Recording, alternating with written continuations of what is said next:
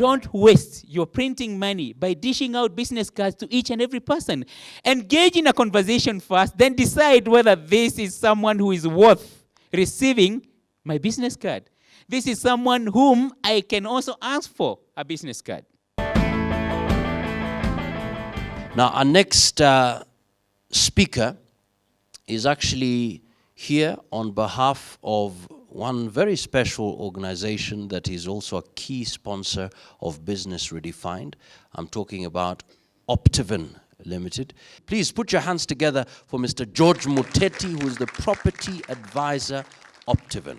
Optiven is in real estate, our focus being in land and homes development, and we have been in this business for the last 17 years.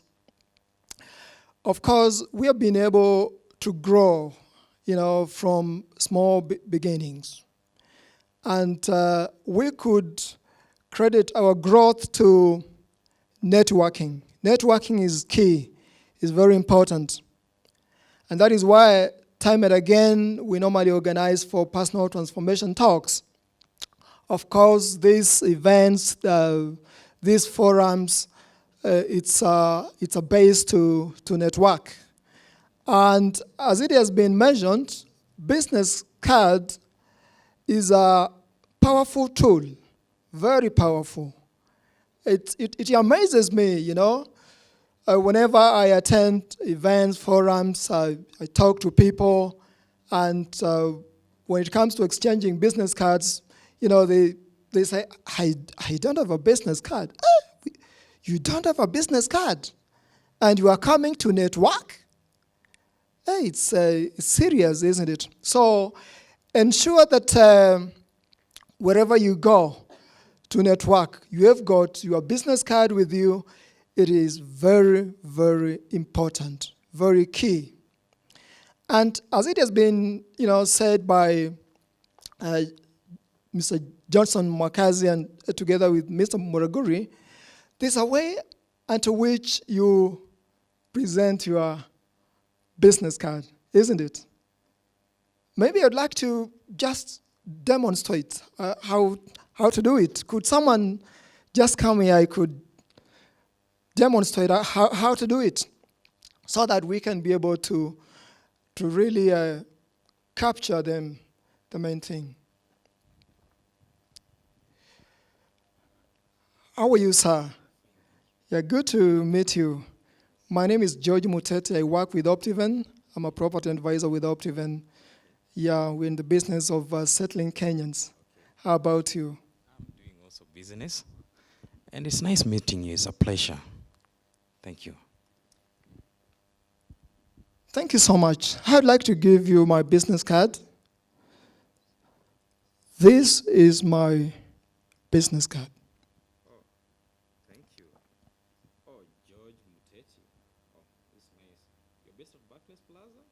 Yes, please. Thank you. It's a pleasure. Okay, thank you. Just to demonstrate. Now, how you give it the Japanese way. First of all, you don't give it like this. The logo has to be very clear. The name has to be very clear. Okay, so you present it like this, okay? And the moment you receive the other person's business card, it's good to, once you receive, you look at the business card, you look at the person, and you mention the name. Oh, wow. Nelly Mudhoni, Sales and Marketing Development Manager. It's a pleasure to meet you, Nelly. And you keep it at the right place. It's very important, it's very key. That's how you connect. And once you reach at your office, it's good, it's imperative to do a thank you note. And that way you create a relationship. You don't send a thank you note while you find that you may not connect. And so I should say that Optiven has grown from small to big. The assets of Optiven now, it's slightly over 1 billion. And we grew from small beginning, courtesy of networking forums. By the way, it's a pleasure to be here. WTV Business Redefined. It's a good forum for networking, and we do not want to miss this. This is very key when it comes to business. And it's also, at this point, it's imperative. It's to mention that as we give the business card, it's good to have the proper mindset. When now you are making the call, it's good to call expectantly. To have a positive view that this person I'm talking to will for sure convert. That attitude is key. You speak expectantly. When you are speaking on phone, calling people, you could be able to know the other person on the side, whether he's bored or his mood. You could gauge, follow up. And about Optiven, what we do, once we buy a chunk of land, we subdivide and add value. And that is why at Optiven we say that we give people value for their money. And we do this by having the so-called value additions. Once we buy a chunk of land, we put water, put electricity into the internal roads. This is very key. And that way, you'll find that most of our projects, people set off very fast because, the essentials are there. And as young people, you could, think of investing. Some people, when they hear about investing, they think that it's maybe they need to have a lot of money. You don't need to have a lot of money for you to invest. You can start from very few coins. You can start from there, and that way you can grow. This is very key. At Optiven, we normally link those who want to be financed. We normally link them with banks. Again, we also encourage young people to come together and they can own property as a group. That is very possible, and there are many opportunities in real estate, because we know that in Kenya today, we've got a housing deficit of 200,000 units per year. In fact, some other sources, they talk of 350,000 housing units. And the companies in real estate are only able to do like 50,000. So really, there is opportunity for growth in real estate. This is very key. And our CEO, Mr. George, has done he's an author. He's written quite a number of books. This is one of them. You could be able to read later. They are available outside, Soaring Like an Inco. And you can be able to see, once you read, you'll be able to see that you can grow from what you are to someone big. It's very key. He came from a very humble background, and he has made it. It's a very important one. And when it comes to business, this book, Unleash Your Full Potential, it shows how you can start from small and build an empire. A very good book indeed. And so, what can we say? The way to business in today's world is through networking. Let us create networks, and that way we'll be able to grow from small to big. Thank you so very much. It has been a pleasure speaking to you.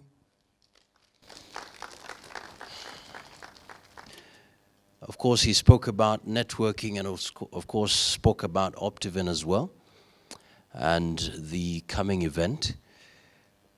When I want to listen to a different side of the story, we go to school, primary and secondary, then some of us make it to the university and hope to get a good job.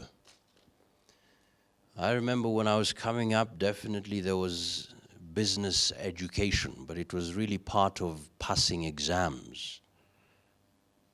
Never saw the money at the end. And it has always been put forward that it is what you have learnt that will create business for you. So the book knowledge, I'm supposed to get the knowledge from the books I read and create business out of it. Now you can imagine over 500,000 people reading the same books, yet you expect them to come up with unique ideas in terms of business.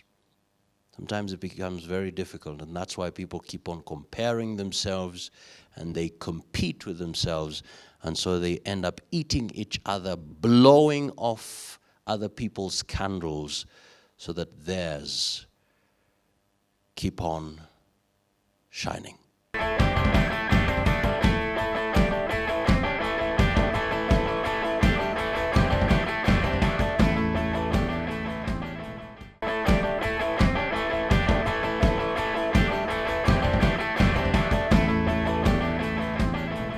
This lady decided, you know what? I want to create something different. Every one of us has something that is unique with them, and that is their passion.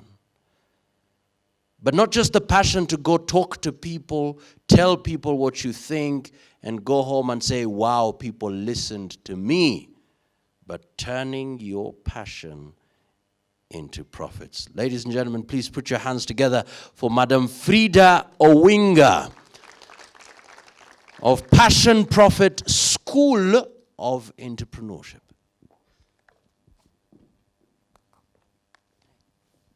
At Passion Profit, we help people turn their passion into profit. And simply what we do is equip them with skills and tools that can help you, whether you're starting or whether you want to scale up, or whether you're struggling with managing it. The skills and tools we give you will help you to do that. It's a business development support service organization. One of the key things we do is mentoring. So we have business mentoring networks, and in our business mentoring networks, we run small mastermind groups for business people to sharpen each other, hold each other accountable, and grow their businesses. Networking is extremely important for growing your business. And one key thing I like saying is make friends, not contacts. The business card is very important. I consider it a link to a new world. It's just a link. It's not the final, it's not everything. Okay, it is important to have a good business card, like Mr. Muraguri shared with us earlier. It's extremely important because that is how you'll be remembered. Just like first impressions are everything, that business card will go to places that you cannot go. What will people be saying about it? That will help it turn into a contract or not. So I think a business card is a connection tool. It's a starting point. Ideally, you should create some rapport before exchanging business cards. So one of the key things about exchanging business cards, one thing we do wrong, just because you have a business card doesn't mean you have to give it out. He clearly told us he was at an event, there were 70 people, but you only gave away 2? You only took 2. Because those were the 2 that were relevant to him. So you don't have to feel guilty if you don't give everyone your business card. I'm personally very stingy with mine because I create a rapport with you. What's your name? What do you do? Then I just kind of listen. Is there a connection? If there's a connection, I might ask you, wow, can I please have yours? Especially if you're in business, normally there's a connection because I like referring people. I might want to, you to join one of our mentoring groups. There might be I might have a referral for you. So there's some relevance there. So I don't always, as soon as I see you, I give you my business card. Sometimes you may give me your business card, I may not give you mine. So it's a connection tool. Once you connect, then you can exchange. Because now what you're saying is, I want to get to know you more. I want to know more about you, and that's what you're going to use for following up. So again, I say make friends, not contacts. We have thousands of phone numbers in our phone books, true or false? But they don't, every time you call, you've even saved the number, do they always recognize it's you? Those are contacts. Friends will recognize. They might say, oh, I know that voice. Oh, I know you from, XYZ place. So the key thing is, how do we move from business card to friends? The follow-up.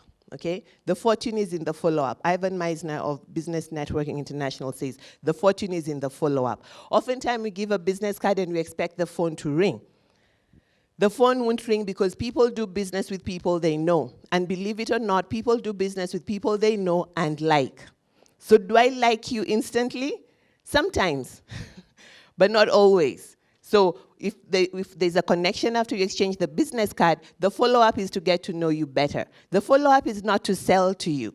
People don't like being sold to. So if you're making friends, you want to get to know what do they do. Is there a place that you're connecting? Do you have some, how can I call it, some things in common, that you can work together? And then you take that time. So I find a lot of time, that is another place where we miss it. We don't do the follow-up. Research shows that people who convert their business cards into contracts network for at least 6.5 hours a week. And when you think about that, you're probably thinking, I don't have time to go to so many events. It's not about the events. It's about the event and what you're doing after the event. Once you get the business card, what do you do with it? Again, Mr. Muraguri told us, write what the person does on the card, because you might not remember. Go a step further, have a system where you'll keep those cards. In our networks, we have a lady that sells something called a sales tracker, and the sales tracker helps you to manage your business cards. Remember, we do skills and tools, so that's a tool to help you manage your business cards. You can put in that tool. I met Jane Wanjiro at GEMS at the WTV event. She sells gas. When I need cooking gas, I can call her. Okay, I need to follow up on such and such a day, and the tool will send you a reminder that you're supposed to be following up this person. Okay, so you need to have a system. So updating your system is part of the 6.5 hours. So the 6.5 hours a week that you're engaging in networking activities is not just going to samosa events. When you go for networking events, another thing is we look at the price. How much did we pay today? Nothing. So we need to understand that networking is an investment. It's not about the food you're going to eat, it's about the people you're going to meet. And please don't get offended. Oftentimes, free events, you will meet job seekers. And job seekers are not bad people. What I'm trying to say is, who is your target audience? Once you know who your target audience is, it will help you determine what kind of events you should go for. And you invest in the event. You don't invest in the speaker. Another mistake we make is when we hear it's Frida speaking. Oh, I hear Frida on Hope FM all the time. I've heard her Passion Profit story 100 times. I'm not going. But how many people are Frida? It's one person. But there's going to be another 30, 40 people in the room that you've never met. So if you say you're not going because of Frida, then you're losing out on meeting other 30, 40 people. So don't judge an event by the price. Judge an event by, is it aligned to the kind of target audience you're looking for? Okay? And is it an investment? If you pay 5,000 and your transaction is 20,000, 30,000, your transaction when you do, when you go out there and get a referral, okay, it's 20,000, 40,000. What is 5,000? If you go there, make a friend that eventually will give you 2 or 3 orders, is that not a good deal? So you need to have a marketing budget to say, I'm going to spend X amount per month on networking activities. And I'm going to go for networking activities where I can meet this kind of people. Now, the other thing, don't expect to meet, okay, there's some events you might go and meet the Kirubis and the Bob Colimos. But don't look down on the people in this room. Have an open mind. When you go out networking, have an open mind, be positive, show yourself friendly, get to know people. Don't ask for too much too soon. How many ever went out on a date and said, will you marry me today? I just love you. Of course, Nigerians might do that. And if there's a Nigerian in here, please forgive me. I love Nigerians. That's why I know them so much. All right. Anybody who is married and proposed to their wife the first day? Anybody like that? You get to know the person, you take them out, then you do all this surprise thing of putting the ring in her cake or in her wine. I'm like, please, just give her the ring. Why all this drama? But anyway. Finally, people do not buy what you do. They buy why you do it. And Muraguri alluded to it again. Don't just tell people I'm an accountant, I'm a marketer. Be exciting. Okay? And there's nothing wrong with you writing it down on a piece of paper and practicing in front of the mirror. There's nothing wrong with that. It's your mirror, it's your pitch. There's nothing wrong with you practicing in front of 2 or 3 friends. You're laughing. Yeah, pitch to yourself. Oh, I sound horrible. Tape it on your phone and listen back to yourself. Is it exciting? The first time people will think you're weird, but guess what? They'll remember you. So you always remember the weird people. Sasa alikuwa nafikiria anafanya nini, but you remember them. So next time, stand out. You can never change the world by being like it. Thank you very much for your attention. Excellent. Now we've heard, and I'm sure we've been writing down some of the questions you would want responded to. So this is the time when your questions will be sorted out. But let me just ask a very general one, and this might go straight to Madam Frida. I go to events and you give one person your card. And then there are also other people checking you out. And one after the other, they also want your card. So how do you balance that? Okay. I network intentionally, so I know the kind of places where, especially if I'm going to speak, I carry very few cards intentionally. Then I won't be lying when I say I don't have, my cards have run out, right? So I'll tell you, you can connect with me on Facebook, you can connect with me on Twitter, at Frida Owinga, it's very easy to find me, or you can find me on Facebook, Frida Owinga, I don't have it's my face you'll find there, not my cat or my dog. So I kind of make fun of it. I'll be like, oh dear, I'm out of cards. So that's what I do.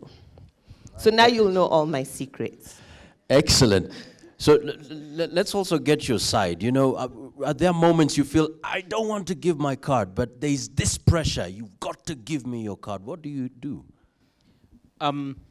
Sometimes I have to look at why is this happening. And whenever you go to any networking event, especially when you have spoken, everyone wants your business card. Sure. And the secret is you need to announce that before you even accept the first one. You say, I know you like to get to know me more, okay? If you have enough business cards out there, you can say, my business cards are at the door, but I know you like to talk to me. I know you get to know me more. I don't believe we have enough time to connect this morning or this afternoon, but you can always find me on this email address. You can always call me on this number. The serious ones will always look for you. I always say the serious ones will always look for you. And everyone just wants to have a business card just to say, I met so-and-so. But they don't need to do that anything else with that business card. So it's always good to manage the expectations before you receive the first one. Wow. Mr. George, what do you do? Usually I normally try to engage them first of all. You know, in a discussion, I don't just dish business cards. So by engaging them, you know, I'm weighing them. And that way I'm able to know who merits, you know, to get a business card or not. So it's key, you know, to first indulge them into a discussion before you do anything. Okay, all right. So now ready for your questions. Remember, you can tweet the tweetables. So if you have any questions, definitely later on, we'll catch up. I may not have business cards for all of you. But the idea is we want also the people out there to experience this particular conversation. Let's get your questions now. This side. Well said that business card is a link between me and the person that I should be interested in doing business with. Now my question is, should I ask for my business back if I give it out and the person that is receiving it is not willing to do business with me from the gesture? If I see you're not willing to take my card, can I ask for my card back? Is that correct? Now, that now borders on ethics and etiquette. It is not tit for tat. You can smile and say, it's okay. If they pick it, it's okay. If they don't pick, it's okay. But you don't have to put for every debit, there must be a corresponding credit. You may not come out as a real business person, and you don't have to take it personal. Remember, not everyone will like you. Not everyone wants you. Not everyone wants your services. And remember, you are there to form relationships. And in forming relationships, please accept one thing, rejection. It will always happen. So take it kindly and then just say, if he doesn't want, it's okay, that's fine. And you can say, kwaheri. There are those of us, perhaps, who have been forced to do a particular course. And therefore, the question without much ado, how can you go about giving a helping hand to someone whose passion is dynamic?